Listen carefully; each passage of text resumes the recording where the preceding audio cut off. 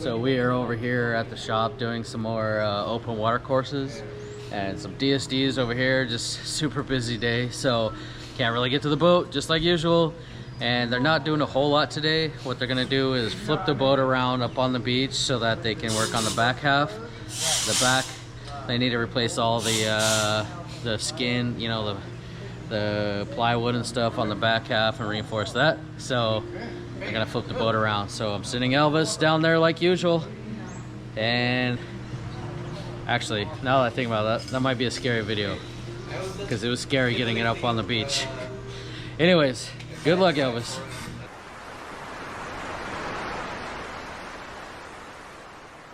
Okay guys, so it's currently super high tide and it's you know, it's not high enough to where we could flip the boat around, and you know, yeah, I don't know how it works, but you know, there's nothing we can really do right now except wait. So let's show you what we've been doing in the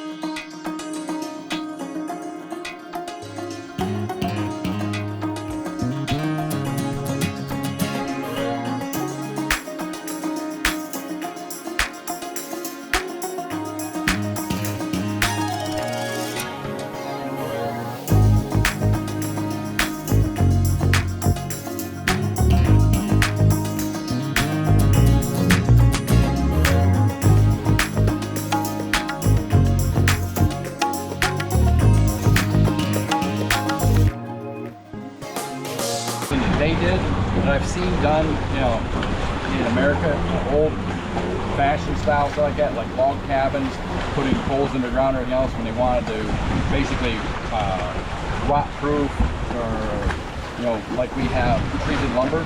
Back in the day, what they would do is, if you look at this, see this black on here? That's where they actually charred this wood before they mated it to the bottom of the boat. Charring the wood actually is like treating it against rot. So it's kind of funny how they were able to use something that we have done in the States, and they've obviously been doing it all around the world. Everybody kind of picked up on that, and it shows you that, you know, cultures all over the world learn the same lessons and use the same building styles. It's amazing that, you know, I walked down here and I saw that. It's like, that's cool. So currently we're replacing these bulkheads. You know, there's 3 bulkheads in the entire boat. I'm pretty sure it comes back from the front. So 1, 2, and 3 right here. You know, and these bulkheads are very important just in case if there's like a leak or anything. So we got some, like, I'm pretty sure it's the same material that we use on the outside of the boat, or the same plywood we use on the outside of the boat, the super like strong marine plywood. And yeah, I believe this is also 1/2-inch plywood, you know, just for that added strength. So let's see how this goes. I believe we're gonna start painting the inside and priming it, but first we got a lot of dust to clean off of here, because this is a very dirty and dusty boat. So currently the boat builder is just chipping away at this old epoxy, you know, just like extra resin, you know. Normally it would be sanded down, but it's a very huge amount, and we don't have to write sanding disc for it because we don't want to like cut into the wood the wrong way. So we're just preparing this wood to be primed and then epoxy over.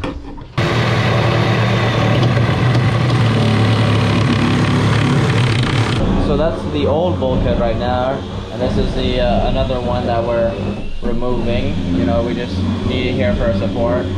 You know, I'm not sure why, but you know, it's there.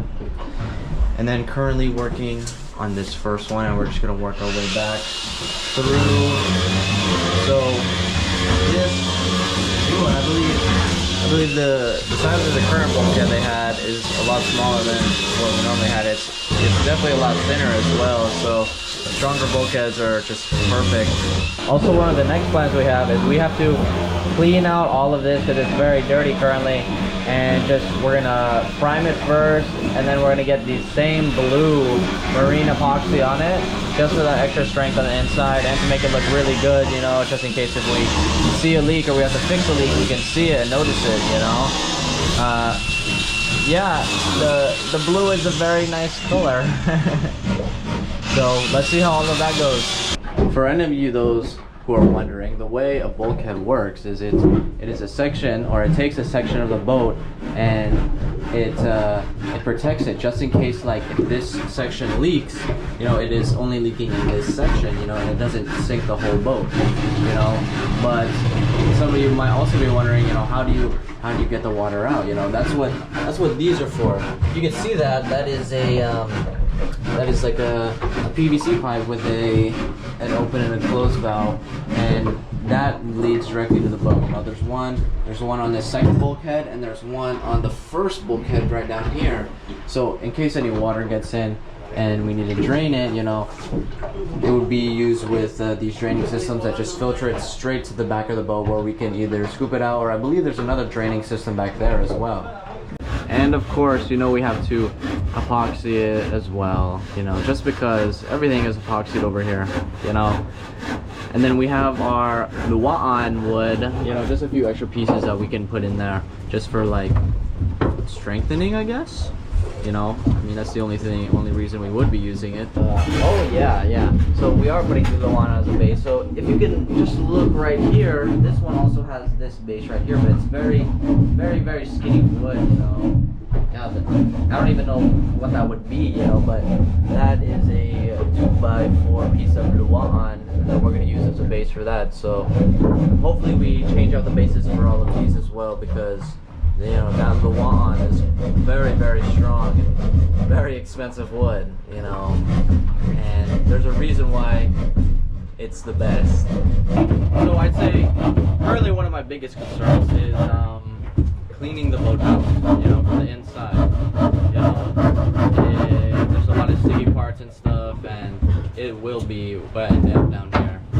So cleaning it out and like just getting it perfectly nice so we can like primer over it is definitely a concern of mine, but not really a big deal, you know. So, but it's gonna be interesting to see how they do it, the Filipino style.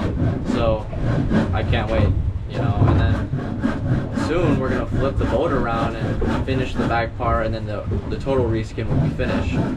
And flipping the boat around really helps us because we have to get that engine in too, you know. And I've run it through my head countless times, and I can't wait to see how they get that engine in, because that is a heavy thing, you know. And I mean, even if they did have a lot of Filipinos lifted up, they have to get down in that super tight space and get the other engine out as well, you know. So let's see how many Filipinos we can fit in the boat, you know, including myself, because I am a Filipino. So yeah, let's see how it goes. Okay guys, we just got to the boat, or not we, but I. Well, me and you, you know, me and you guys watching, we just got to the boat and it's backwards, you know. I wasn't able to get it on time, but luckily the boat crew did film it, and I was looking through the footage, and it's just unbelievable. So let's check out that footage, shall we?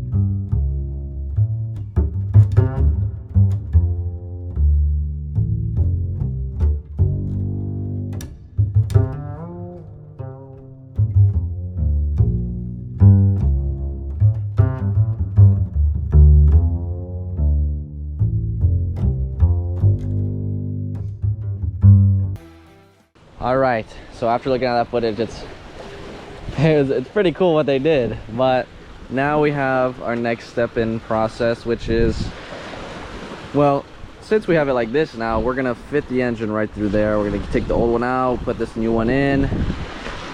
So I don't know, I guess we're just gonna manpower it in, you know. I heard that's the plan.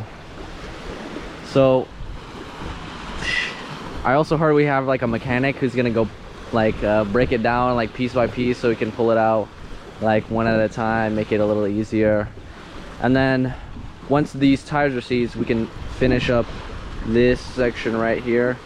You know, this is the last section of the reskin, and then the reskin will be finished, and then we have to paint inside, and then next engine, outriggers, some other cool stuff we got to work on. So let's get after it. But for now, guys, you know, there's not much we can do. You know, the main goal was getting the boat flipped over, so now it is, you know. And it's I don't even know what to make of it yet, but let's pass it back to Justin and see what his thoughts on it are, because I bet he's gonna be surprised as well. So let's just get back to Justin. Well, the boat is looking awesome, guys. Thank you so much for joining me on this journey of building our dream dive boat. Of course, a lot of you have followed along as we built the dive center in the first place. Some of you are even coming to the shop saying that you've been watching since years and years ago, when it's just me and Alex diving here on the shore and showing you guys all the biodiversity under the water all these years. So I can't thank you enough for all the support over the years. It's just crazy, this journey. You're basically, even you guys not into diving, the underwater, marine biology, whatever, you're just watching my journey, me and Judea and the rest of the family now, the whole crew, and I really appreciate it. Right now we got divers in the water, check that out. We got students, we got fun divers. It's just amazing, man. We're going through about 20 tanks per day. It's just crazy. We got students almost every day this month, the month of October, and it's just crazy down here. Thank you guys so much for your support, especially you new channel members. There's a whole bunch of you. I'm gonna give a shout out on the screen here in a second, but there's just so many big things coming, and I appreciate you guys' support. I promise this boat in particular is going to be awesome when it's done. Just stick with me. Yeah, it's going to be amazing. So yeah, check out my calendar this month. Nitrox course, deep specialty, underwater video course, DSDs, 2 open water courses, DSDs, solo course, scuba ability and wounded warrior course, another open water, another nitrox, another underwater photo, 2 open water. Just amazing to be this busy, and this doesn't even include all the fun divers every day, because right now is octopus season and it's freaking blue rings and wonderpuss and Matodes and all these crazy octopus every day now. So it's just awesome to be this busy during the slow season. So so much stuff going on. Busiest man in the city, but I love it. So see you guys on the next one.